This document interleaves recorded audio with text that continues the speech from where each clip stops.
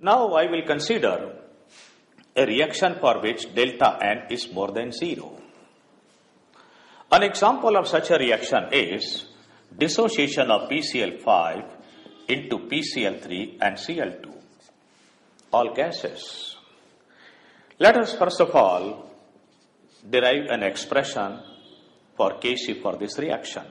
The same methodology will be adopted which we have adopted in the previous type of reaction. Suppose that we start with A moles of PCl5 taken in a closed vessel, heated up to appropriate temperature so that this equilibrium is attained. So in the beginning, we have A moles of PCl5, no moles of PCl3 and Cl2, initial condition, initial moles. At equilibrium, it becomes A minus X, this becomes X, and this becomes also X at equilibrium. This is because when 1 mole of PCl5 dissociates, we get 1 mole of PCl3 and 1 mole of chlorine. So when X moles of PCl5 dissociate, we get X moles of PCl3 and X moles of chlorine. Further, let the total volume of the vessel where the reaction has attained the equilibrium is equal to V liter. Therefore, active mass for the substances would be A minus X upon V, X upon V, again X upon V. And therefore, Kc would be equal to X square upon V into A minus X. Any numerical problem for the dissociation of PCl5 into PCl3 and Cl2 can be solved with the help of this expression, provided we are having the data of initial number of moles of PCl5, the amount of chlorine formed at equilibrium, and the total volume in which the reaction is occurring. Similarly, we can develop the expression for Kp for this reaction.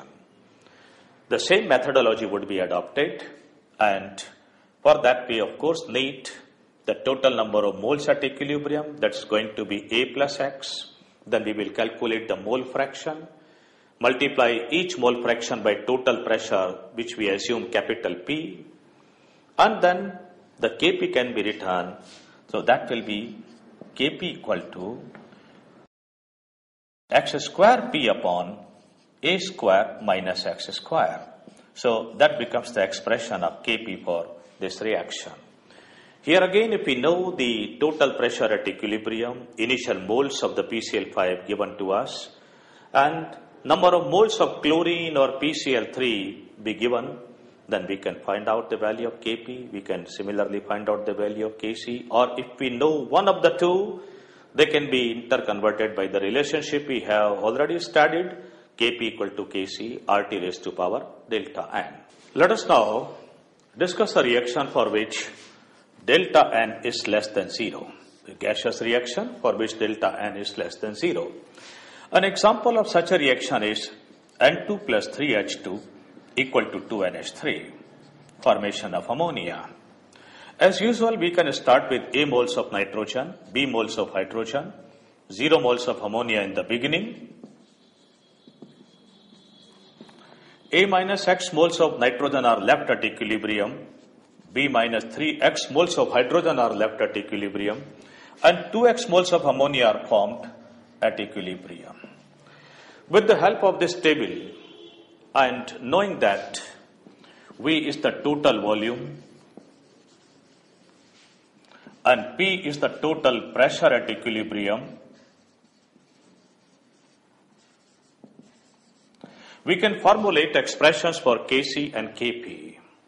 So Kc would come out to be equal to 4x square into V square upon A minus X into B minus 3x whole cube, and similarly Kp will come out to be equal to 4x square into A plus B minus 2x whole square upon A minus X into B minus 3x whole cube into P square.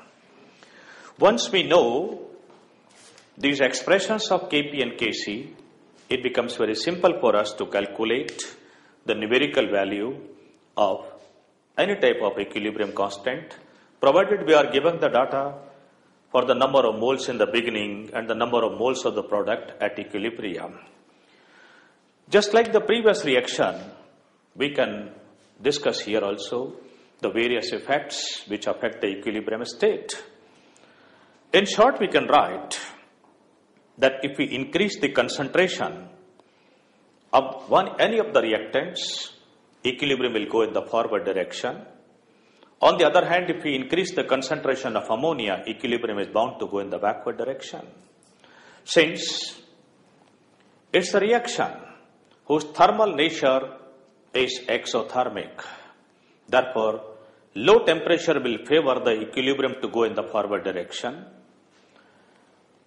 So far as the effect of pressure is concerned, as I have already explained, increasing pressure will decrease the volume, and therefore reaction must go in the direction which leads to the decrease of number of moles of the substance.